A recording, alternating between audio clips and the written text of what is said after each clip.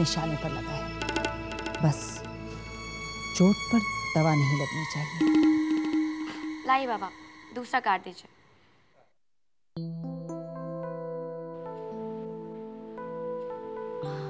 क्या हुआ बाबा, दीजिए ना। बेटा, अभी कुछ दिन पहले तू हर काम के लिए फट से मना कर देती थी, और आज देखो काम में मेरा हाथ बटा रही है। यकीन ही नहीं होता कि तेरी शादी भी हो गई बेटा।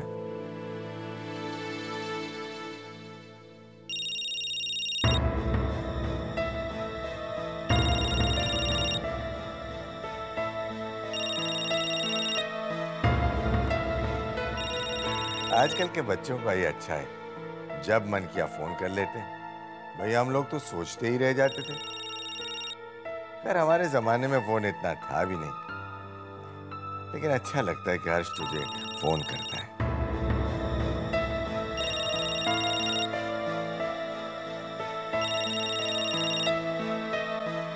फोन काट क्यों दिया? बेटा, हर्ष नाराज ना हो जाए। नहीं।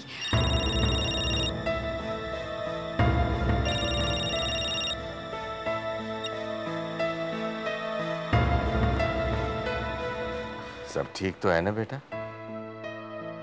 कोई झगड़ा तो नहीं हुआ ना? नहीं बाबा, मैं बाद में कर लूंगी। अभी आपके साथ काम करवा रही हूँ ना। रूठी हुई तो तू लग रही है। अच्छा, समझ गया। अब तो इस घर में सबसे छोटी नहीं रही, कोई और आने वाला है, इसलिए। यही बात है ना? क्या बाबा? हाँ, तेरी गलती करने के दिन गए, अब तुझसे छोटा कोई आ रहा है ना? तो क्या हुआ बाबा, सुरभि भी तो इस घर में मुझसे छोटी थी ना। हाँ, ये बात भी है। वैसे तेरे चाचा चाहते थे कि वो पंचगनी में पढ़े, वरना मैं उसे वहां भेजता। लेकिन एक और बच्चा आ रहा है इस घर में,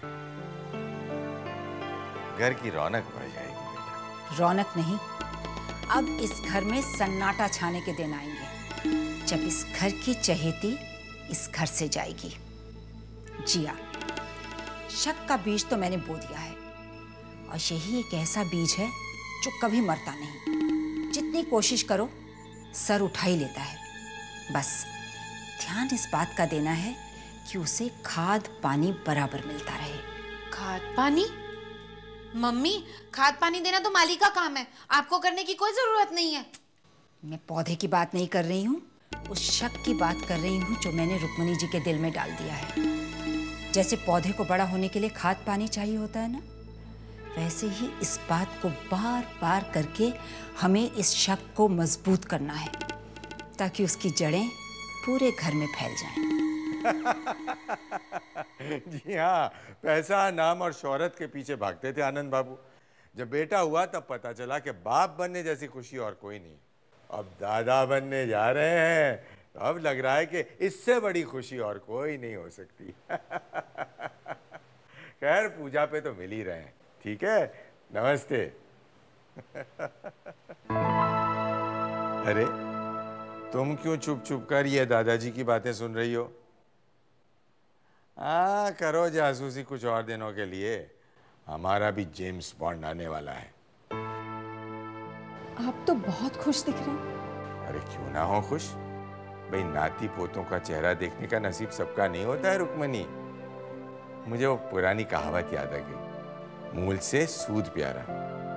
हमारे बच्चे जो है ना, वो है हमारा मूल, यानी कि प्रिंसिपल अमाउंट, और बच्चों के बच्चे सूद यानी कि इंटरेस्ट। सारा इंतजाम तो हो गया यहाँ। मैं ऐसा करता हूँ, प्रोड्यूसर से मिल के आता हूँ, डेट्स को लेकर कोई प्रॉब्लम ना हो।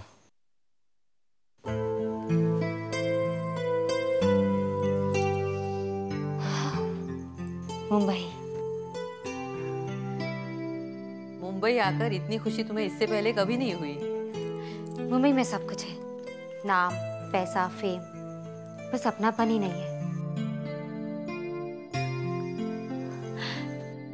मुंबई इससे पहले कभी अपनी सी लगी ही नहीं।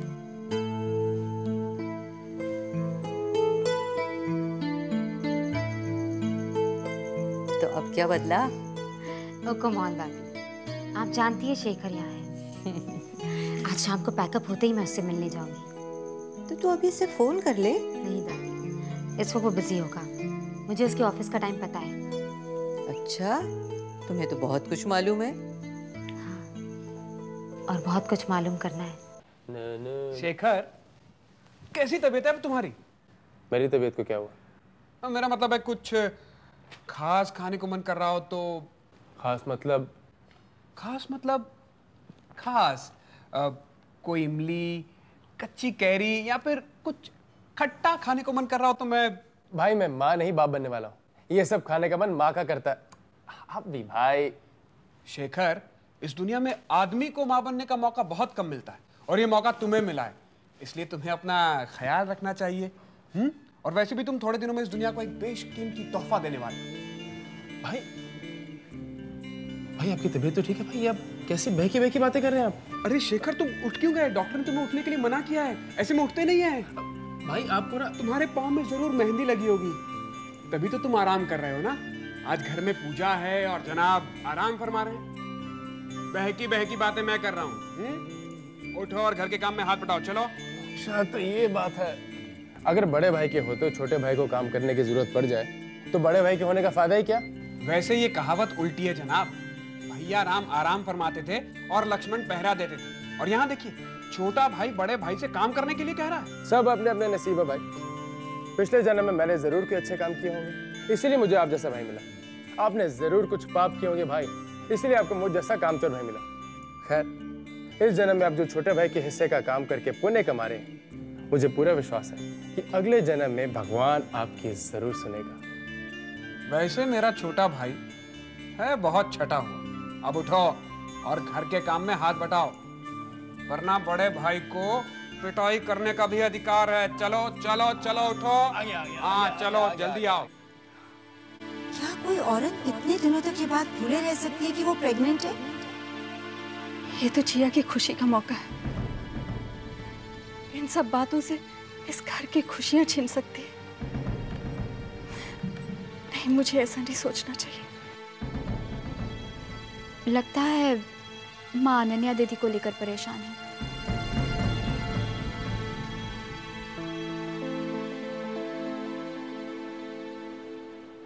बाबा। अरे जिया बेटा, बैठो बेटा बैठो। तबीयत कैसी है तुम्हारी? अच्छी है। और हमारे होने वाले नन्हे का क्या हाल है? वो भी ठीक है। मैंने तो अच्छे स्कूल्स का पता करना शुरू कर दिया है। 2-3 स्कूल्स शॉर्टलिस्ट करूंगा, 3-4 साल उन पर नजर रखूंगा। भाई पांडे खानदान का बच्चा शहर के सबसे अच्छे स्कूल में जाना चाहिए। बाबा, स्कूल के लिए अभी बहुत टाइम है। वक्त गुजरते देर थोड़ी ही लगती है। कल तुम्हारी शादी हुई थी, आज तुम माँ बनने वाली हो, कल बच्चा स्कूल जाना शुरू कर देगा। आप बहुत खुश है ना बाबा? हाँ बेटा, मेरा पहला ग्रैंड चाइल्ड आने वाला है। ज्ञानचंद पांडे की अगली पीढ़ी का पहला मेंबर। और बेटा, खुशी दुगनी हो गई है क्योंकि ये तुम्हारा बच्चा है। बाबा, क्या मैं आपसे कुछ मांग सकती हूँ? अरे बेटा, तुम तो कभी भी कुछ भी मांग सकती हो। बोलो क्या चाहिए? सिर्फ आप ही दे सकते हैं बाबा, और कोई नहीं। बेटा दे सका तो जरूर दूंगा। बोलो। बाबा, अनन्या दीदी को माफ कर दीजिए। उन्हें फिर से इस घर में आने की परमिशन दे दीजिए।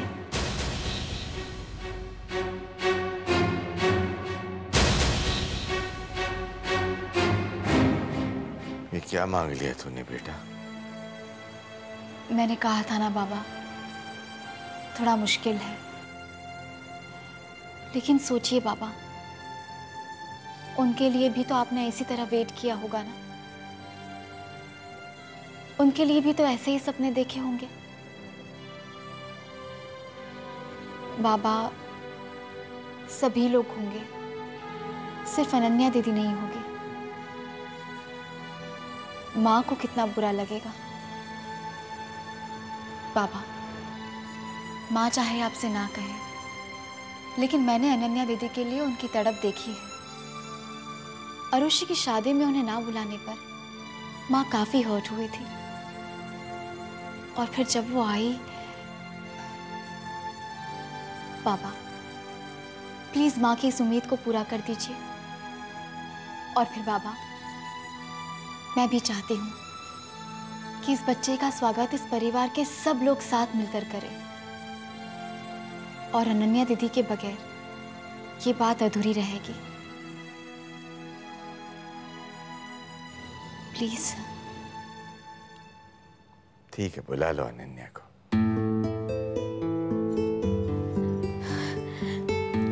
थैंक यू बाबा।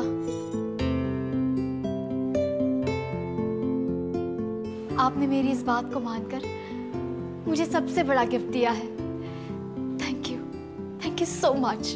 बेटा, थैंक यू तो इस घर को तुम्हारा करना चाहिए। इस घर के हर छोटे मेंबर का तुम इतना ख्याल रखती हो, चीजों को महसूस करती हो। मैं तो भगवान को यही कहूंगा कि तुम्हारी ये खुशी हमेशा बनी रहे।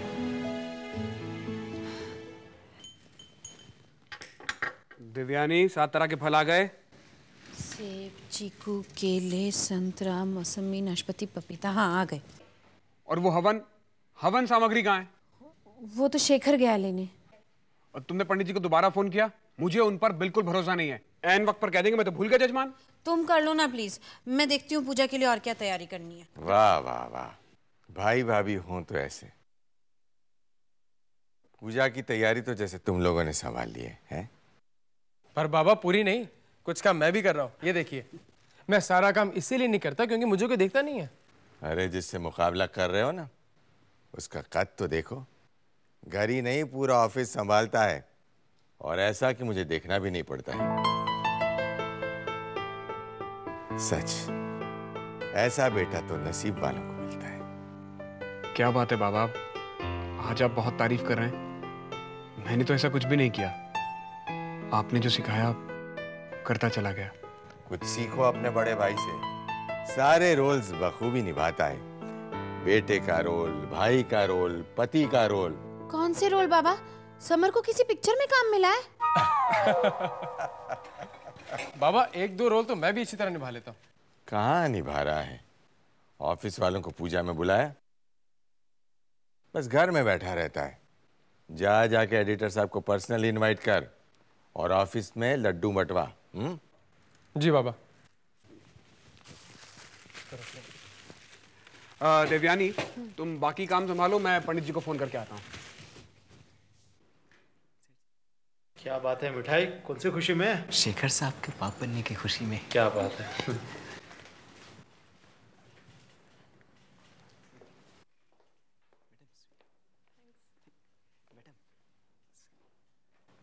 अरे भाई वाह, किस खुशी में मिठाई बांटी जा रही है? ऑफिस का बोनस अनाउंस हुआ है क्या? अरे नहीं साहब, ये तो शेखर साहब के बाप बनने की खुशी में है।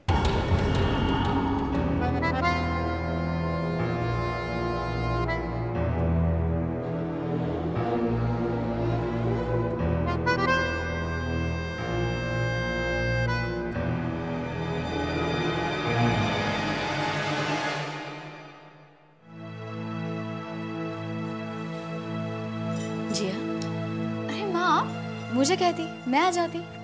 नहीं बेटा, ये तो तुम्हारे आराम करने के दिन हैं। लेकिन माँ, मॉडर्न साइंस तो कहती है कि जितना हो सके उतना काम करना चाहिए ताकि बाद में आसानी हो। हाँ, जमाने ने वाकई बहुत तरक्की कर ली। हर चीज की खबर पहले ही हो जाती है। वैसे जिया, तुम्हें अपने प्रेग्नेंट होने की खबर कब हो गई थी? अरु की शादी के 2-3 दिन पहले कंफर्म हो गया था। लेकिन हमें तो तुमने बहुत दिनों के बाद बताया बेटा। आई एम सॉरी माँ, मैंने कई बार कोशिश की, लेकिन सब लोग अपने काम में इतने ज़्यादा बिजी थे। शेखर तो डबल बिजी था, ऑफिस के काम में और अरुषि की शादी की तैयारियों में। 1-2 बार तो मैं बताते बताते भी रह गई। कोई और बात निकल आती और शेखर किसी और काम में बिजी हो जाता। मेरे लिए तो उसके पास बिल्कुल टाइम ही नहीं था।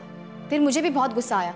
मैंने भी सोच लिया कि पहले सबको बता दूंगी और जब लास्ट में जनाब को पता चलेगा ना तब मजा आएगा। जब इनके पास अपनी बीवी के लिए वक्त ना हो तो हम क्यों परवाह करें। लेकिन तुमने बताया तो नहीं। कैसे बताती माँ, सब लोग इतने बिजी थे और फिर मैं भी तो बिजी थी। कितनी सारी तैयारियां करनी थी शादी की, मेन्यू डिसाइड करना था, कपड़े डिसाइड करने थे, सब कुछ फाइनल करना था। तुम्हें किसी को भी बताने का वक्त नहीं मिला? माँ ऐसी बात नहीं है।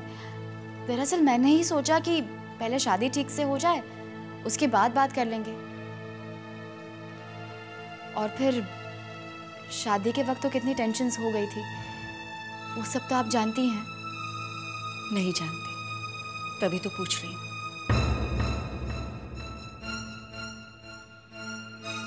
आप पूछना क्या चाहती हैं? साफ साफ कहिए ना।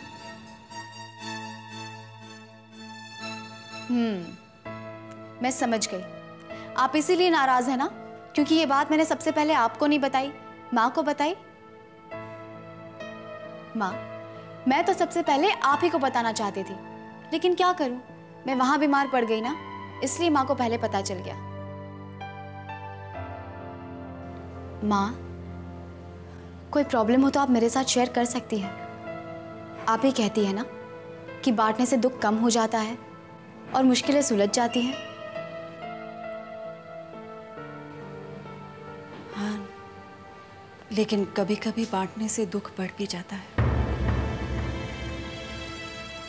पता नहीं मैं ये सब सबके साथ कैसे बांट पाऊंगी।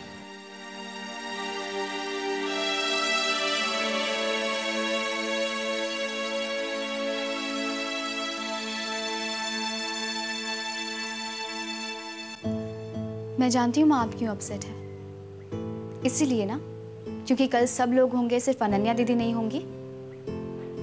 लेकिन आने वाले दिन अपने भीतर क्या छुपा के लाते हैं कि कोई नहीं जानता। शेखर सचमुच महान है। क्यों ना हम एक फंक्शन करें जिसमें शेखर को सम्मानित किया जाए। कहना क्या चाहते हो तुम? यही, शेखर को गौरव पुरस्कार देना चाहिए। कुछ ही दिनों में उसका नाम कुछ महान समाज सुधारकों की लिस्ट में आ जाएगा। शेखर ने जो कुछ भी किया है वो कोई एक आम आदमी नहीं कर सकता। उसके लिए आदमी के अंदर बहुत ही ताकत होनी चाहिए, आदमी को स्ट्रांग होना चाहिए। स्ट्रांग क्या किया है शेखर ने? तुम ही गैस करो। पूरे जर्नलिस्ट सर्किल में, हमारे ऑफिस में शेखर की इतनी रिस्पेक्ट क्यों है? शेखर में ऐसा क्या है कि उसकी इतनी ऊंचाई है कि हम उसे छू तक नहीं सकते? बात क्या है देव? तुम्हारे मुंह से शेखर की तारीफ? चुभ रही है। I don't believe it. Excuse me, आपने लोगों को बेटा पैदा होने की खुशी में लड्डू बांटते हुए देखा होगा, बेटी पैदा होने की खुशी में मिठाई बांटते हुए देखा होगा, लेकिन शेखर? तो शेखर को लड़का होगा या लड़की? हाँ, होगा तो जरूर, लेकिन किसका? किसका मतलब? ऑफ कोर्स शेखर का। गारंटी है? तुम्हारे पास इस बात की गारंटी है कि वो बच्चा शेखर का ही है? तुम कहना क्या चाहते हो देव? मतलब ये देवी जी कि हम सभी को मालूम है कि जिया के साथ क्या हुआ, तो किसको पता वो बच्चा किसका है। लेकिन हमारे शेखर साहब बेहिचक मिठाई बांट रहे हैं। भाई वाह, क्या बात है। कमिटमेंट हो तो शेखर साहब जैसे। भाई जो अखबार में लिखते हैं वही वो अपनी निजी जिंदगी में भी उतारते हैं। भाई वाह, क्या बात है।